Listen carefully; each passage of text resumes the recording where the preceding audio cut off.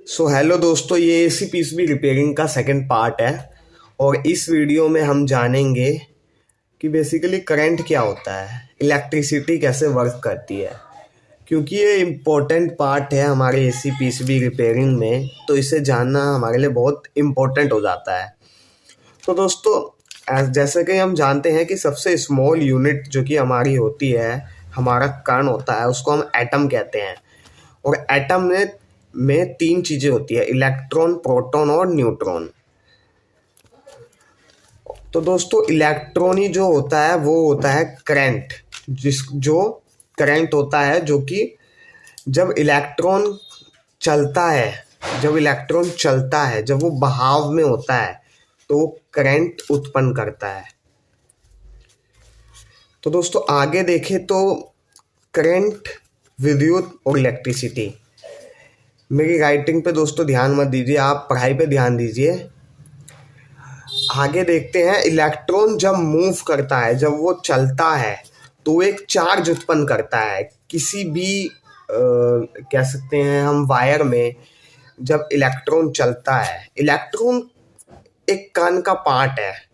हमारी सब चीजें कणों से मिलके बनी है। और वो कण क्या है, एक कण के भी तीन पार्ट है, इलेक्ट्रॉन, प्रोटॉन एंड न्यूट्रॉन। और जो करंट उत्पन्न करता है वो पार्ट होता है इलेक्ट्रॉन। और जब इलेक्ट्रॉन मूव करता है तो वो एक चार्ज उत्पन्न करता है। मूव करता है, जब वो वायर में चलता है तो एक चार्ज उत्पन्न करता है। और उस चार्ज को हम क्या कहते हैं, करंट कहते हैं। इसे फ्लो ऑफ इलेक्ट्रॉन भी कहा जाता है। हाँ, ये भी बात एकदम सेम हुई। अब कई विद्वानों ने इसकी डेफिनेशन ये दी है कि एक बिंदु से दूसरी बिंदु के बीच में उत्पन्न ऊर्जा को हम क्या कहते हैं, करंट कहते हैं। और हम करंट को किस में नापते हैं, एम्पियर में नापते हैं। एम्पियर में हम इसे मापते हैं। अब इलेक्ट्रॉन को मूव करने के लिए एक फोर्स लगाया जाता है, और जिस फोर्स को हम क्या कहते हैं, एक फोर्स लगाई जाती है, एक ताकत लगाई जाती है उसको धक्का देने के लिए।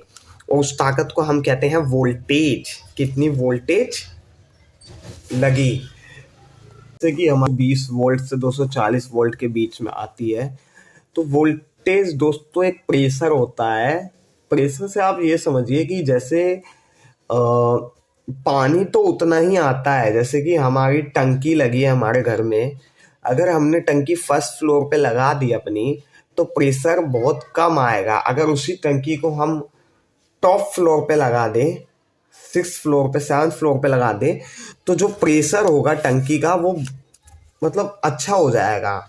तो दोस्तों, वोल्टेज प्रेशर होता है एक तरह का। उसके बाद हमारा वॉट एक यूनिट, वॉट एक चीज आती है। वॉट किसी डिवाइस की कैपेसिटी को इंडिकेट करता है। वह किसी फ्लो ऑफ इलेक्ट्रॉन या करंट एम्पियर को एक घंटे में कितना यूज किया गया है ये बताता है। जैसे कि कहा जाता है कि 9 वॉट का बल्ब।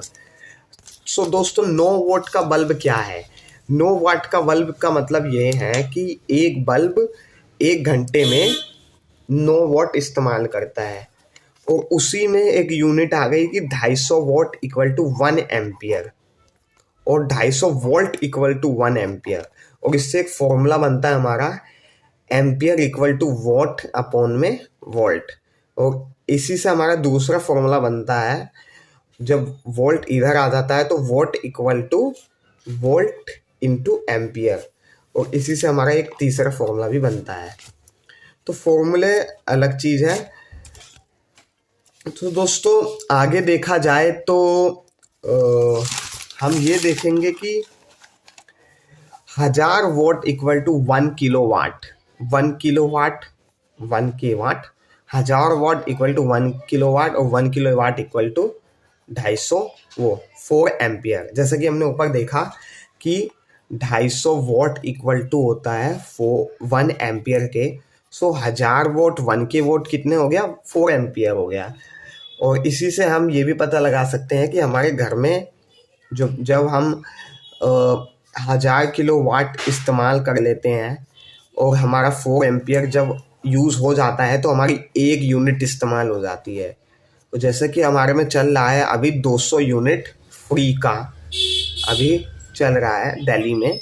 सो दोस्तों 200 यूनिट फ्री का मतलब ये है कि हमारा क्या कहते हैं 1600 एम्पियर हो गया। 1600 एम्पियर हम यूज़ कर सकते हैं। 1600 एम्पियर का मतलब क्या है, ये आप 1600 एम्पियर कितने वोट हो गया वो आप पता लगा सकते हैं कैलकुलेशन करके। सो ये होता है दोस्तों। उसके बाद 1000 किलोवाट होता है, वो 1 मेगावाट के बराबर होता है, और 1000 मेगावाट 1 गीगावाट के बराबर होता है। उसी में आगे चलेंगे तो हमारे पास कई मोटर होते हैं। हम कहते हैं कि 764 वाट का मोटर है। सो इसका मतलब 1 HP होता है। इसका मतलब ये है, हम ये कहते हैं कि मेरा मोटर 1 हॉर्स पावर का है, तो वो होता है 764 वाट का मोटर। तो मतलब ये कितना एम्पियर उठाएगा, लगभग ये 3 एम्पियर कंज्यूम करेगा। 3 एम्पियर कंज्यूम करेगा। 3 एम्पियर कंज्यूम करेगा 1 आवर में, वो भी क्योंकि वॉट मतलब 1 आवर की कैपेसिटी। 1 हॉर्स पावर मतलब 1 आवर में वो 3 एम्पियर कंज्यूम करेगा। और 3 एम्पियर का मतलब 0.8 यूनिट के करीब। अगर वो 2 आवर चला गया तो 2-3 यूनिट तो ऐसे ही वो कंज्यूम कर लेगा। अब आगे बढ़ेंगे। सो दोस्तों हमारे घरों में mainly alternate current AC supply आती है, जो जिसमें वोल्टेज एक बार ऊपर की तरफ जाती है, एक बार नीचे की तरफ जाती है। और इसे हम 1 साइकिल कहते हैं। 1 साइकिल कहते हैं हम इसे। और ये 1 साइकिल इसलिए है, जैसे कि हम सर्कल मान सकते हैं, तो सर्कल ये इस तरफ आधा और ये नीचे आधा, तो ये 1 साइकिल हो गया ना। ऐसे ही ये ऊपर गया प्लस और फिर नीचे माइनस, ये 1 साइकिल बनाता है। तो हमारी जो घरों में जो अल्टरनेट करंट चलता है, तो वो 1 सेकंड में कितना चलता है दोस्तों, 1 सेकंड में वो 50 साइकिल चलता है, जिसको हम 50 हर्ट्ज की फ्रीक्वेंसी कहते हैं। ये फ्रीक्वेंसी के रूप में चल रहा है ना। तो वो फ्रीक्वेंसी 50 हर्ट्ज की फ्रीक्वेंसी है, मतलब कि वो 50 बार प्लस गया है और 50 बार माइनस किया है। माइनस में तो वो चल नहीं रहा होगा। तो ये हम कैसे देख सकते हैं, ये आप मतलब बल्ब देख सकते हैं, कैमरे में रिकॉर्ड करके स्लो मोशन में आप देख सकते हैं, अगर आपका सपोर्ट करता है तो मोबाइल। उसके बाद हमारी DC सप्लाई आती है, पर उससे पहले हम ये समझे कि इलेक्ट्रिकल डिवाइस क्या है। इलेक्ट्रिकल डिवाइस वो डिवाइस है जो AC करंट पे चलते हैं, और इलेक्ट्रॉनिक डिवाइस वो डिवाइस है जो DC करंट पे चलते हैं। सो दोस्तों आप ऐसे भी समझ सकते हैं कि इलेक्ट्रिकल डिवाइस वो है जिसमें PCB नहीं है, जैसे कि हमारा पंखा हो गया, हमारे ओल्ड बल्ब हो गए, वो सब हो गए। और इलेक्ट्रॉनिक डिवाइस हमारे नई चीज़ें जैसे कि फ़ोन, लैपटॉप, ये सब। अब जैसे कि हमने यहाँ देखा ऊपर, और अब यहाँ देखते हैं कि इस जो पॉइंट है, इस पॉइंट को हम जीरो क्रॉसिंग कहते हैं। और एक बार प्लस में जाती है फ्रिक्वेंसी, एक बार माइनस में, और ये चेंज होता रहता है। कभी माइनस इधर बन जाता है, कभी प्लस इधर बन जाता है, तो ये चेंज होता रहता है। और ये और हम ये देखें कि 1 सेकंड में ये 50 बार जो कि फ्रिक्वेंसी है प्लस माइनस होती है। तो एक साइकिल का जो ये पार्ट प्लस में रहता है, ये 10 मिली सेकंड के लिए रहता है, और ये पार्ट भी 10 मिली सेकंड के लिए रहता है। 1 सेकंड में हमारे 1000 मिली सेकंड होते हैं, और इसी फॉर्मूले से हमने 50 साइकिल निकाला है। जैसे कि 1000 मिली सेकंड है, 1000 मिली सेकंड है, और हमारा एक साइकिल 20 मिली सेकंड का है, तो टोटल कितनी साइकिल हो गई, तो टोटल हमारी 50 साइकिल हो गई, मतलब 50 हर्ट्ज की फ्रीक्वेंसी हो गई। अब आगे बढ़ेंगे तो दोस्तों हम ये देखते हैं कि जो हमारी 1000 मिली हर्ट्ज होती है, मतलब 1000 मिली सेकंड, वो 1 हर्ट्ज के बराबर होती है। 1000 मिली हर्ट्ज किसके बराबर होता है, 1 हर्ट्ज के बराबर होता है। और 1000 हर्ट्ज 1 किलो हर्ट्ज के। वैसे ही 1000 किलो हर्ट्ज 1 मेगा हर्ट्ज के, और 1000 मेगा हर्ट्ज 1 गीगा हर्ट्ज के, और 1000 गीगा हर्ट्ज 1 टेरा हर्ट्ज के। आगे बढ़ते हैं दोस्तों। सेकंड्स के बारे में पढ़ें तो हमारा 1000 पिको सेकंड में हमारा 1 नैनो सेकंड होता है, और 1000 नैनो सेकेंड में हमारा एक माइक्रो सेकेंड होता है, 1000 माइक्रो सेकेंड में हमारा एक मिली सेकेंड होता है, और 1000 मिली सेकेंड में हमारा 1 सेकेंड होता है। सो इस पे हमारी एसी फ्रिक्वेंसी 50 बार 1 सेकेंड में अप डाउन हो जाती है। दोस्तों ये यूनिट्स याद करने की ज़रूरत नहीं है, बट आपको ये पता होना चाहिए, इसलिए यूनिट्स दी गई है। डीसी सप्लाई के बारे में देखें तो डीसी सप्लाई में स्ट्रेट होती है डीसी सप्लाई, और इसमें फ़र्क क्या है मेनली एसी में फेस होता है, लाइन होता है, न्यूट्रल होता है। फेस लाइन मतलब एक ही चीज़, face line, face and neutral मतलब माइनस। न्यूट्रल एसी में कोई प्लस माइनस पोलैरिटी नहीं होती है।